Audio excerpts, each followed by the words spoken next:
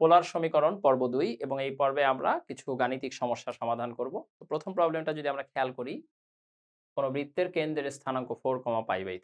তাহলে দেখো প্রশ্নটা দেখে আমরা বুঝতে পারতেছি যে আমাদের এই বৃত্তের কেন্দ্র কিন্তু পোলার ফর্মে দেয়া আছে এবং বৃত্তের ব্যাসার্ধ কত? 3। বৃত্তটির পোলার সমীকরণ নির্ণয়।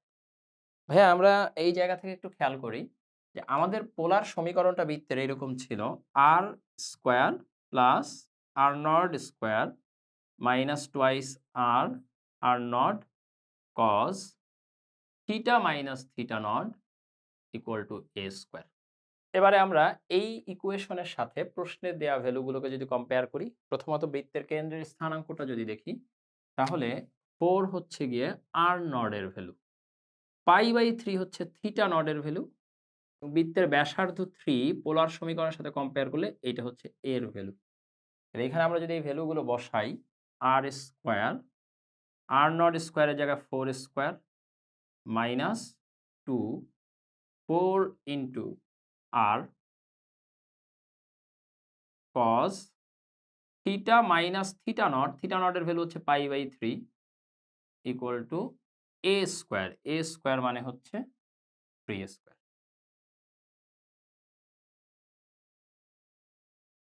এবারে এই ইকুয়েশনটা একটু সাজায় লেখো। সাজায় লিখলে r square plus 16 minus 8r cos theta minus π/3 equal to 9 और r square minus 8r cos theta minus π/3 plus 7 equal to 0।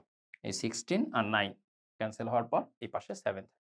তাহলে এটাই হচ্ছে আমাদের যে বৃত্তটা বের করতে বলছে তার পোলার সমীকরণ। Question number 2, r equal to 6 cos theta plus 4 sin theta হলে বৃত্তটির কেন্দ্র ব্যাসার্ধ নির্ণয় করো।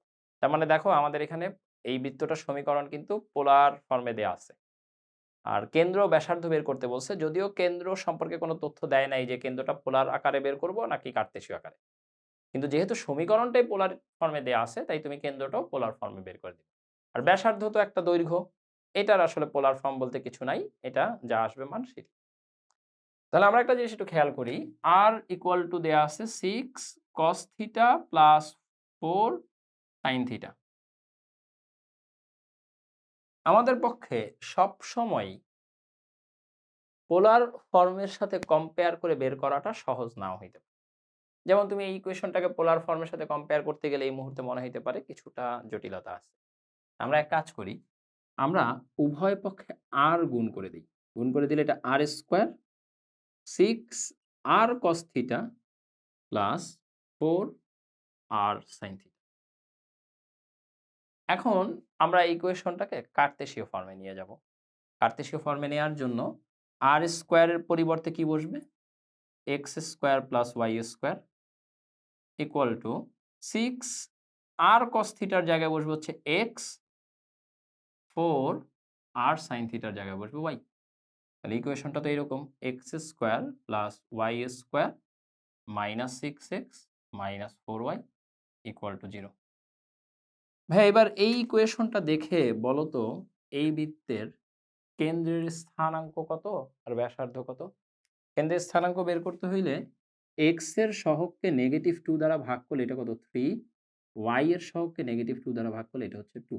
এটা হচ্ছে বৃত্তটার কেন্দ্রের কার্তেশীয় স্থানাঙ্ক। এটাকে আমরা পোলারে কনভার্ট করে নিব।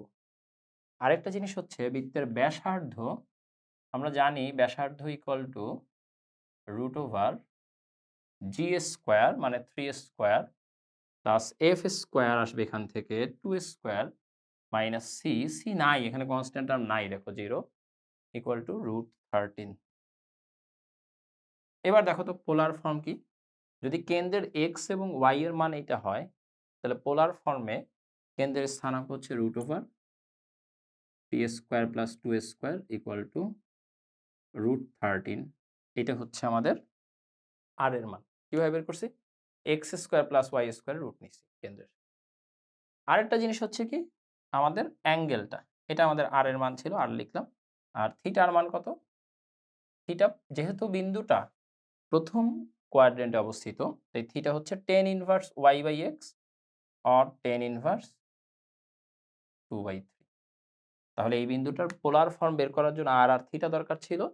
পোলার ফর্মে পোলার স্থানাঙ্ক হচ্ছে √13, tan ইনভার্স 2/3।